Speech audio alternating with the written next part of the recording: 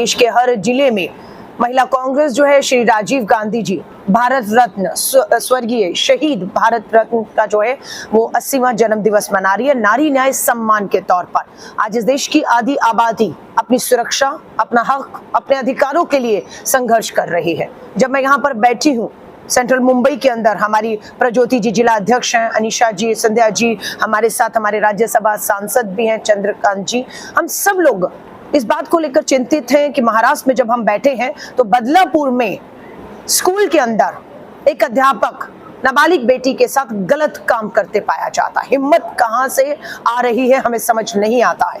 कलकत्ता में सुरक्षित जगह है, अस्पताल के अंदर डॉक्टर बेटी के साथ सामूहिक बलात्कार, हत्या। उत्तराखंड में एक नर्स बेटी के साथ सामूहिक बलात्कार और हत्या हो रही है।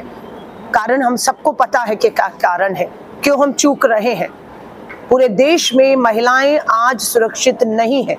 कारण ये है कि अपराधी को सत्ता का संरक्षण प्राप्त है। कारण ये है कि अपराधी की सत्ता में भागीदारी है।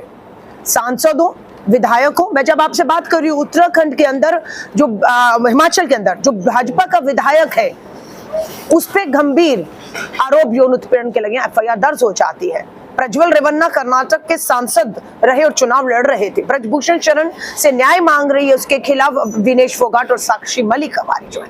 तो सारे देश में, आप जिस देश में आजाद भारत में अपराधियों को, बलात्कारियों को, हत्यारों को पैरोल पर बार बार छोड़ा जाता है, हरियाणा में हो रहा है। कौन छोड़ रहा है उन बलात्कार और हत्या के आरोपियों को? पैरोल पर पूछना चाहते हैं। किसने गुजरात में हमारी बेटी के सामूहिक बलात्कारों को रिहा करके हार पहनाए और लड्डू खिलाए? जब सत्ता में बैठा हुआ ये खेल होगा तो बेटियां हमारी सुरक्षित नहीं होंगी। मैं नई मुंबई की उस पीड़ित परिवार को मिलकर आई, उस पिता से मिलकर आई हूँ जिसकी बेटी 6 तारीख से लापता थी और उसके बाद पुलिस ने कहा आ जाएगी।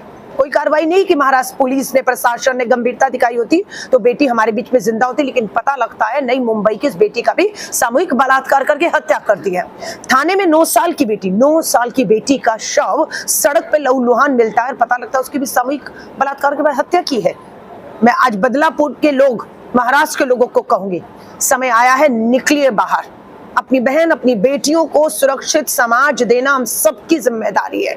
लड़िए इनकी सुरक्षा के लिए इन सरकारों से, चाहे वो सरकार किसी की भी क्यों ना हो। लेकिन सत्ता का संरक्षण जब तक इन्हें मिलता रहेगा, बेटियों के प्रति अपराध नहीं रुक पाएंगे। ये कहते हैं बेटी पढ़ाओ बेटी बचाओ, हम ये कहते हैं बेटियां पढ़ रही हैं लेकिन बेटियां बच नहीं पा रही हैं। डॉक्टर बेटी है, स्कूल में पढ़ने वाली बेटी है, नर्स है, कहीं भी कामकाजी महिला है, कोई भी इस देश में आज सुरक्षित नहीं है। महिलाओं के प्रति अपराध में बढ़ोतरी हुई है और सबसे बड़ी बात है कि सत्ता में बैठी सरकारें इन अपराधियों को संरक्षण दे रही है और बेटियों को न्याय से दूर कर रही है। इसीलिए नारी न्याय हम सम्मेलन का आयोजन करके हमारी जो समाज में बहनें आगे आ रही हैं उन्हें हम ताकत देंगे, सम्मानित करेंगे और उनकी हम हिम्मत बनेंगे कि इस लड़ाई को हम सबको मिलकर लड़ना और जीतना होगा।